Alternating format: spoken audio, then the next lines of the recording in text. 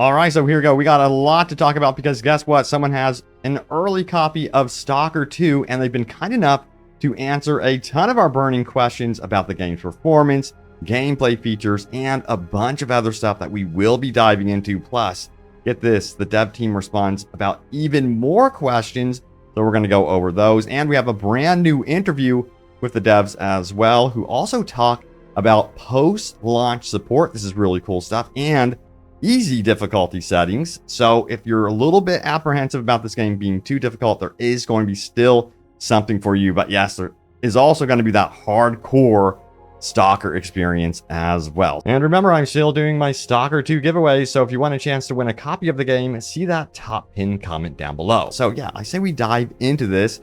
Also, get this, check it out. The hype is real. Stalker 2 is the #2 top selling game right now on Steam globally. That is incredible. Super impressive stuff right here. Yeah, it's just behind Call of Duty Black Ops 6. Yeah, if you missed it, guess what? We have some new gameplay that was just released officially. It says, what's worse than running out of ammo in the zone? Running into a pack of rodents without any, that's what. And this looks absolutely terrifying, as you can see right here. Yes, do not run out of ammo when you are heading into the underground, or you will find yourself into that situation. You have been warned. So I say we get into this. Someone is already playing, and he's been kind enough to clarify some doubts. Let's get into some of the questions and answers here. This guy has played roughly 3 hours, probably more by now. And by the way, I should clarify, this comes from Jan Eck on YouTube. Check him out. Sources in the description below. Let's see what he has to say about his initial impressions of the game so far. So here we go. I have a question, bro. Please, did the game have great animations and physics? And did the AI and environments feel realistic? Thank you. And the response is this. I believe it's the animations and AI is great. The rest is solid. So there's that response. And then we also have, what about enemy AI, especially the Bloodsucker? And it says, I play on beginner, and it is challenging. I would say the enemy AI is like Stalker 1, which I did see some comments from you guys. We'll go over those here later in the video. But you guys would love to just see like the Stalker 1 enemy AI placed right into Stalker 2, and you would be good to go. Very happy with that. So that bodes well right there. Now, this also ties into what was said in this recent interview with the dev team. This comes from PC Games In. So let's go ahead and jump on over there. Then we're going to get back into the responses. And it goes on to say the following right here. With that comes the friction the Stalker series is known for. I felt Stalker 2 was even more punishing than its predecessors. You die fast, you're in almost constant danger, and minor mistakes can snowball into full-blown disasters. It will not be forgiving, assuming that not everyone is a huge fan of being challenged all the time. We're still keeping the easy mode, which allows the audience to see it through the eyes of a close to invulnerable Stalker. So there is always that option for this easy mode. If you are super intimidated by this game, and you've probably heard of the Stalker franchise and you're like, hey, this is not for me, it's too difficult. So there is that, but it's nice to know that this game is going to be super challenging as well. But the article did highlight some stuff happening around post-launch, because apparently this is only the beginning when the game releases. Check it out. We're just days away from Stalker 2 release date now, but GSC is already looking towards the game's future. Pre-ordering the Ultimate Edition does grant access to the Season Pass, which features 2 confirmed post-DLC packs. We have 4 endings. One of them will definitely be canon for future DLCs and future titles in the franchise. So they also just confirmed that, yeah, we're going to be seeing 4 different endings. I'm curious to see which one is going to be considered canon, but we will definitely be finding that out once we head into post-launch content. All right, so back to these answers from Console Guru, who is currently playing the game ahead of all of us. I'm extremely jealous, but yeah, let's get into this right here. So we have this one. Holy hell, I can't wait. How does it run on Series X? I assume there will be a day 1 patch as well. The response to this: runs okay in performance mode. I play on a VRR display. Trailers have looked better so far, but I'm still at the beginning. A 16 gigabyte patch was available yesterday. So they're already rolling out those pre-launch patches. And it does make sense that the trailers and gameplay that we are seeing even right here would look better, because I believe that they have all been on like PC Ultra. So yeah. And we also have this one right here. Here is another question. Good to hear. Was it laggy, choppy, or anything at all? How's it look overall in terms of graphics with the Unreal Engine 5 engine? And the response is this. Overall, looks solid. The flashlight doesn't have dynamic shadows for objects. Half-Life 2 have this in the past. Controller input is really nice and responsive. And also, this makes me happy, LOL. Overall, do you give the game so far out of a 10? Early, I know, just curious. And the response, I only have played the prologue and a little bit more. The atmosphere is great. The controls are great. Graphics are solid. Performance can be better. Typical Unreal Engine 5 for consoles. Without VRR, it is not locked at 60 frames per second, for my opinion. And I'm translating this last part here. I believe he's giving the score around an 8 out of 9 currently right now, but that's only after only a few hours of gameplay. And then, of course, he did say this. I think Call of Duty actually holds the 60 frames per second better. And finally, he says, in my opinion, Silent Hill 2 on PS5 had in performance mode was worse performance than Stalker 2. And Stalker 2 is considered way better, at least from what he is currently experiencing. So that's definitely interesting for sure. And he was asked one of the most important questions as well, which is this one right here. Do you enjoy playing the game? And this is a great response. The game makes fun. It feels old school. How Stalker 1 feels. I'm kind of translating it. So it feels like Stalker 1. So if you're familiar with that, you're probably going to really enjoy this one, with all of the problems that you would expect as well from a Stalker game. But again, really crossing my fingers that this launch is smoother than the first game. But let's get back to this, shall we? So we have this one right here.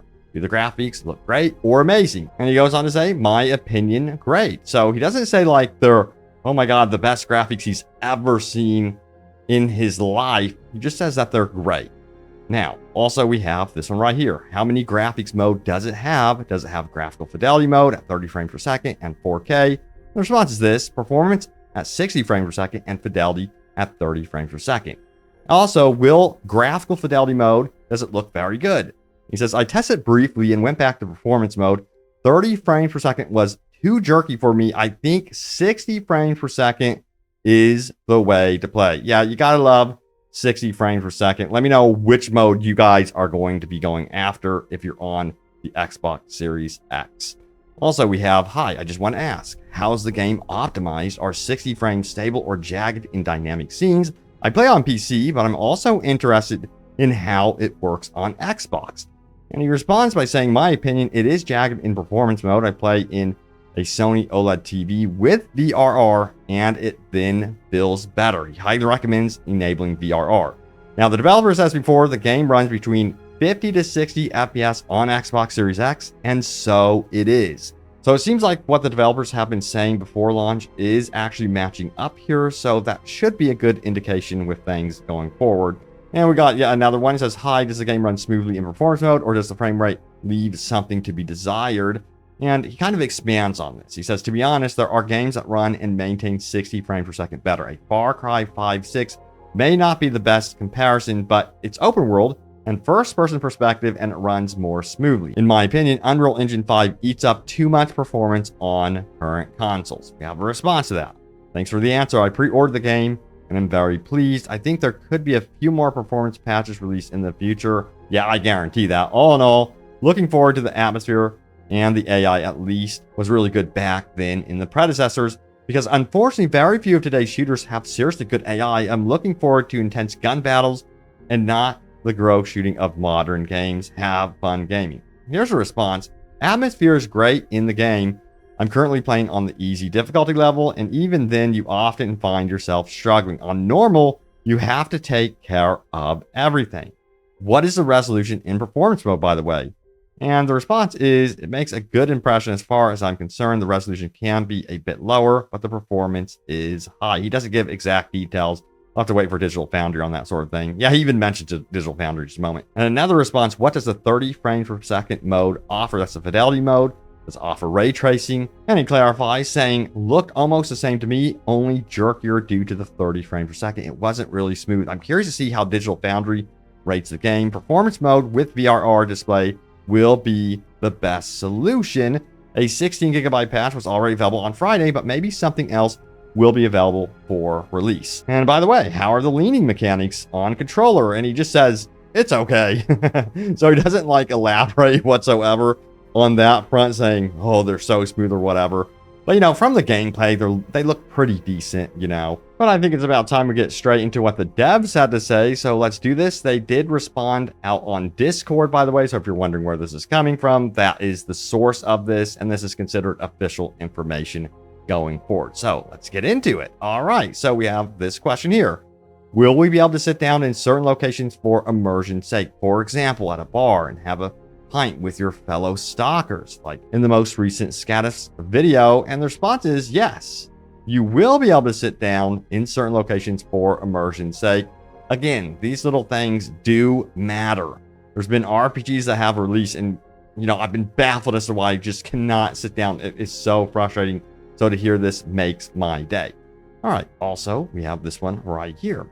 Will NPC squads roam freely through the zone, or will they be stationary? And the response is they can roam the zone if they feel like it. So I guess it's going to be up to the AI if there's some sort of pressing matter or something like that. Curious to see how the AI pans out in this one. It sounds like it's pretty good from what I'm hearing.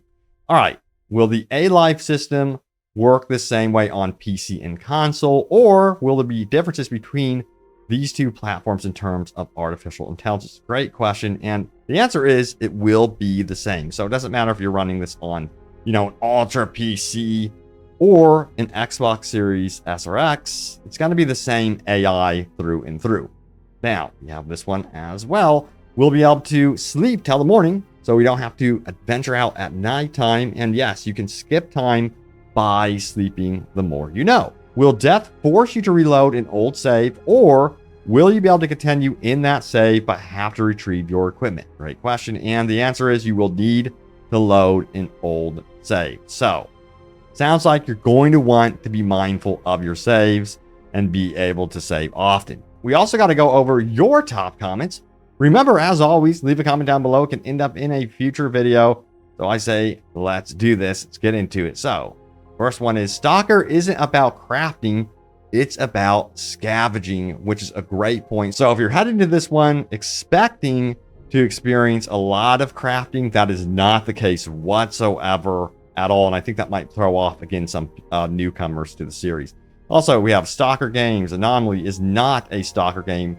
It's a mod. If you're expecting Stalker to be like that, you're going to be disappointed. I played the first games unmodded and loved it. That's why this game will work for me. So I hope people have their expectations in check. And someone also said, I'm glad there's no crafting.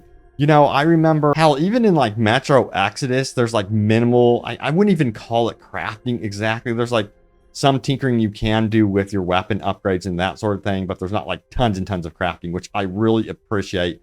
You get back into the gameplay. You know what I mean? That's what I want to head back into the world, into the survival mechanics, that sort of thing. That's really where this game is going to shine, I believe. Also, I upgraded my PC back when we thought this was coming out in July, and I'm glad I did. Went from a 1080 Ti to a 4080 Super, and I couldn't be happier. Hell yes, that is quite the upgrade right there. So you're pretty much future-proofed for a little bit of time. And then, of course, we're going to see the 50 series release next year. But I still think the 4080 will, be able to run a lot of the newer games even still for, a few years going forward. Also, we have this one right here. One note about vehicles. If anyone has played with any vehicle mods in the original games, you'll know just how quickly they can get you killed.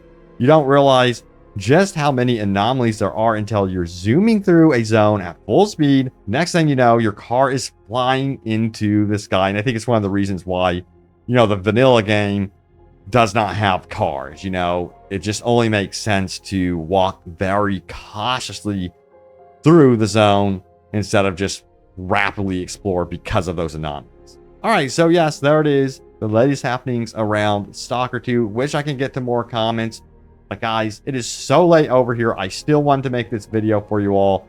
But smack that like button if you guys enjoyed the video. And yes, stay tuned for more news and updates. I hope to cover this, even post-launch. Talking about patches, what they're doing post-launch with DLC, that sort of thing. I will have you guys in the know about all that stuff. But thank you all so much for watching, and I will see you all next time. Take care.